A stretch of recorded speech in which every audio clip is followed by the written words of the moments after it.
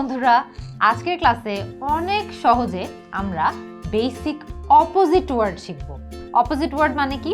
মানে একটা আরেকটার বিপরীত শব্দ।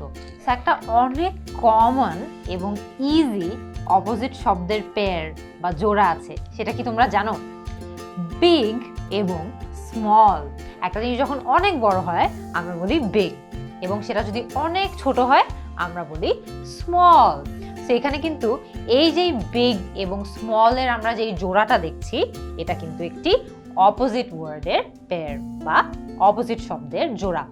এরপরে মনে করো আরেকটা খুব সহজ একটা পেয়ারের কথা যদি আমরা বলি বা অপোজিট ওয়ার্ডসের কথা যদি আমরা বলি, সেটা হচ্ছে লাভ এবং হেট।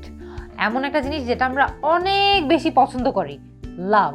এমন একটা জিনিস আমরা একদমই পছন্দ করি না, খুব ঘৃণা করি, হেট। সো আমরা বলতে পারি আই লাভ ম্যাথ, মানে আমরা ম্যাথ অনেক ভালোবাসি বা আমাদের অঙ্ক করতে অনেক বেশি ভালো লাগে।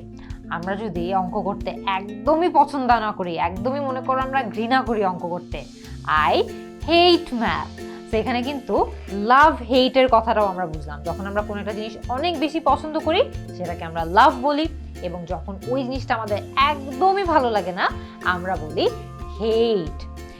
এরপরে খুব মজার একটা পেয়ার আছে বা খুব মজার একটা জোড়া আছে, সেটা হচ্ছে ফার এবং নিয়ার। ফার মানে হচ্ছে একটা জিনিস অনেক দূরে, আর নিয়ার মানে হচ্ছে একটা জিনিস অনেক কাছে।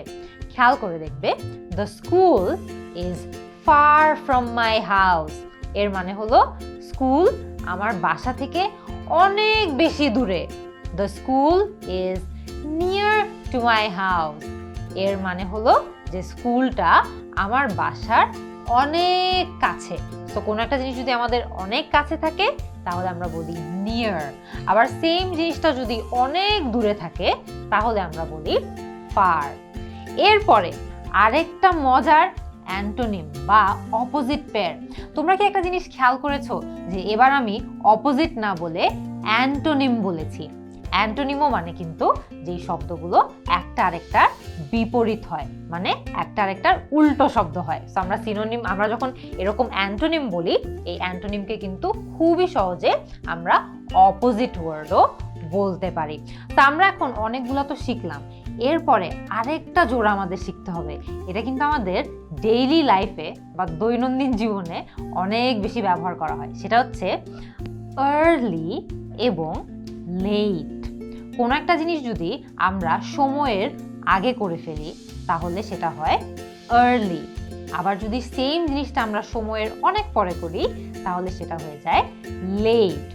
খেয়াল করে দেখবে, সকালে যখন তোমরা ঘুম থেকে দেরি করে উঠো তখন তোমাদের আম্মুরা বলে না, you'll be late for school.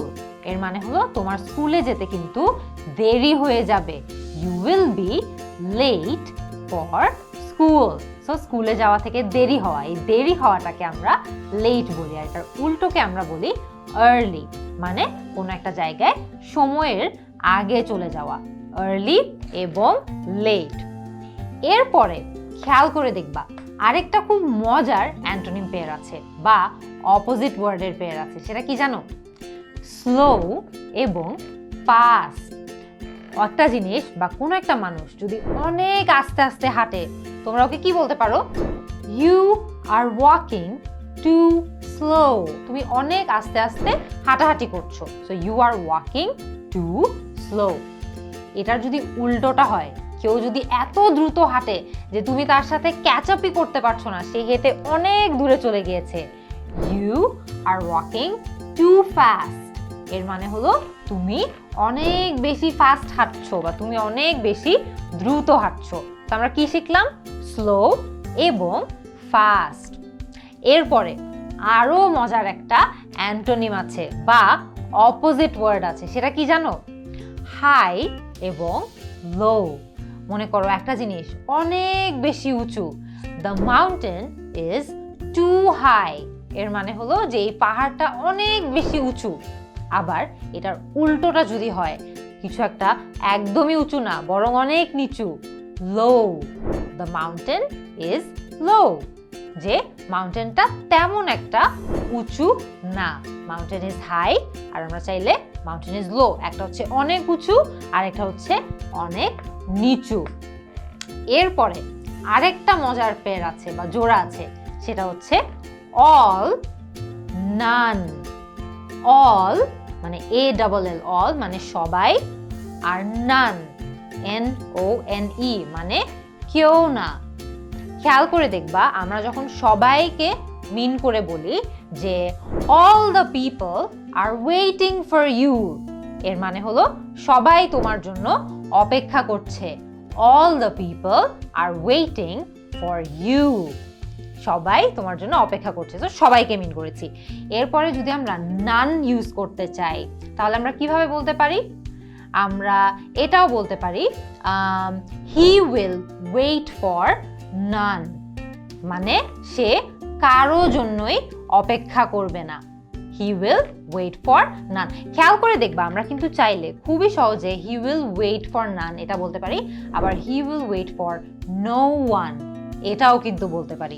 দুটোরই অর্থ হলো যে সে কারো জন্য অপেক্ষা করবে না। সো আমরা কিন্তু এটাও খুব মজা করে একটা অপোজিট পেয়ার শিখে ফেললাম। আরেকটা কমন অপোজিট শব্দ আছে, সেটা কি জানো? লাইক এবং ডিসলাইক।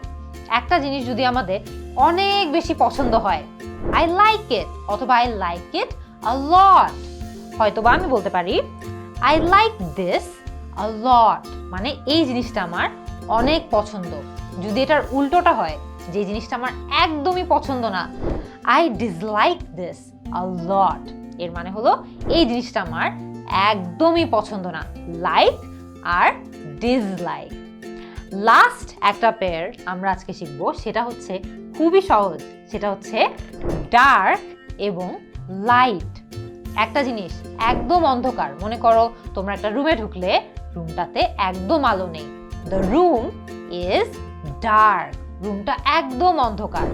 আর যখন আমরা দেখি যে একটা রুমে অনেক আলো আছে, আমরা কিন্তু সহজেই বলতে পারি there is a lot of light in this room, মানে এই রুমটাতে অনেক বেশি আলো আছে, ডার্ক এবং লাইট। আমরা কিন্তু অনেক মজা করে আজকের এই ক্লাসটাতে শিখলাম অনেক কমন কিছু অপোজিট ওয়ার্ড, বা যেই ওয়ার্ডগুলো একটা আরেকটার উল্টোটা মিন করে বা বিপরীত অর্থ বহন করে। তোমরা এরকম আরো অনেক মজার অ্যান্টোনিমস কিন্তু জানো। আমাকে জানাবে তোমাদের ক্লাসটা আজকে কেমন লাগলো। আমরা কিন্তু আগামী ক্লাসে আরেকটা মজার টপিক নিয়ে আবারও চলে আসবো তোমাদের ক্লাস নিতে। আল্লাহ হাফেজ।